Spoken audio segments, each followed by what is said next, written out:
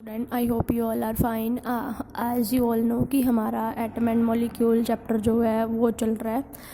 तो एटम किसे कहते हैं? फर्स्ट जो है, एटम क्या है? Atom is small इंडेस्ट्रक्टिबल and indivisible particle. Atom क्या है? एक छोटे से छोटा सूक्ष्म ऐसा कण है जिसे हम फर्दर डिवाइड नहीं कर सकते, उसे हम एटम बोलते हैं। सपोज़ हम कोई भी एक पार्टिकल लेते हैं, उसे हम आगे डिवाइड करना स्टार्ट कर देते हैं। डिवाइड करते करते करते करते एक ऐसा पॉइंट आ जाता है जहाँ पे आके कि वो अब फर्दर और डिवाइड नहीं हो सकता। उस पॉइंट को हम बोलते हैं कि that is known as atom. Suppose अगर मैं एक ये डॉट मार्क करूं तो इसके अंदर भी 10,000 जो पार्टिकल हैं वो एग्जिस्ट करते हैं। तो इनमें भी 10,000 एटम जो हैं वो आते हैं। इसका मतलब जो एटम है वो इससे भी छोटे हैं, इससे भी एक छोटा कण है। जो एटम है इसे हम अपनी नेकेड आइज़ के साथ देख नहीं सकते हैं। जो एटम है इसके लिए हम वर्ड यूज़ करते हैं परमाणु।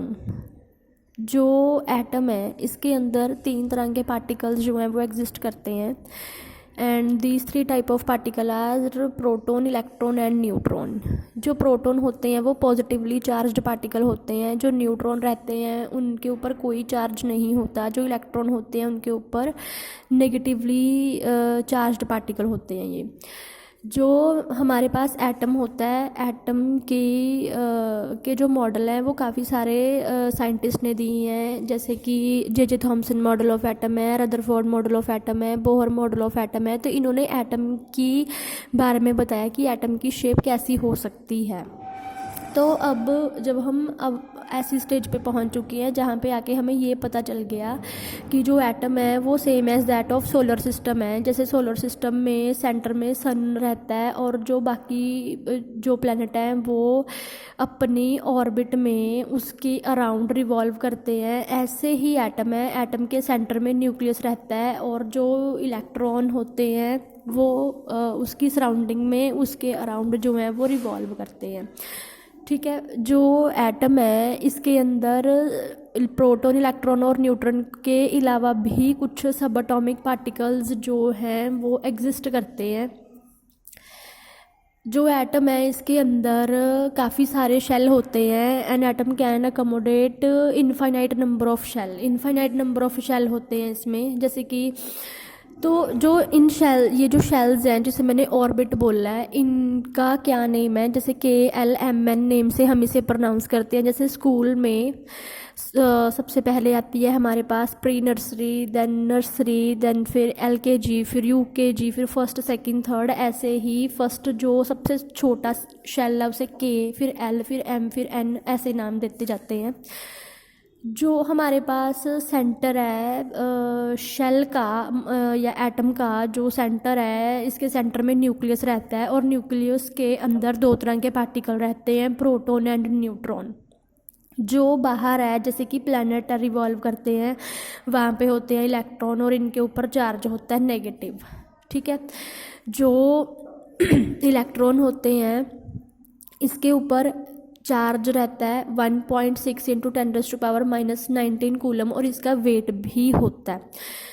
आपने लास्ट टाइम ये चीज़ पढ़ ली है कि वी हैव 2 टाइप ऑफ, कि there is 2 type of waves या 2 टाइप ऑफ रेज। एक होती है हमारे पास कैनाल रे, एक होती है हमारे पास कैथोड रेज।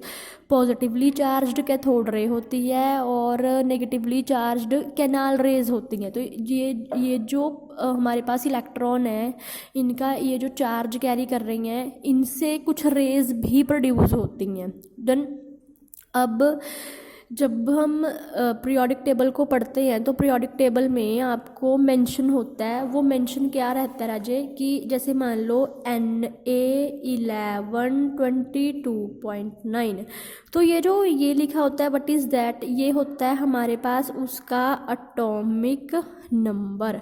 ये होता है हमारे पास मास नंबर। एटॉमिक नंबर हमें क्या बताता है? एटॉमिक नंबर हमें नंबर ऑफ इलेक्ट्रॉन की बात करता है। जो मास नंबर है वो किसकी बात बात करता है, नंबर ऑफ़ प्रोटॉन और नंबर ऑफ़ न्यूट्रॉन की बात करता है। तो इट मीन्स आप क्या कर सकते हो, अगर आपको पता है कि एटॉमिक नंबर कितना है तो आप ये एनालाइज कर सकते हो कि अगर उसका एटॉमिक नंबर सपोज करो 11 है तो उसमें इलेक्ट्रॉन कितने हैं, 11 हैं, और उसमें प्रोटॉन भी कितने हैं, 11 ही हैं। एक्चुअल में जो एटॉमिक नंबर है वो बात प्रोटॉन की करता है, जो मास नंबर है वो बात प्रोटॉन और न्यूट्रॉन की करता है, इलेक्ट्रॉन की बात कोई भी नहीं करता। वो तो रूल है कि इलेक्ट्रॉन और प्रोटॉन इक्वल होते हैं। डन। तो इट मीन्स अगर आपको किसी का एटॉमिक नंबर या मास नंबर गिवन है तो आप उसकी हेल्प से क्या कर सकते हो, कैलकुलेट कर सकते हो न्यूट्रॉन कितने होंगे, उसमें इलेक्ट्रॉन्स कितने होंगे।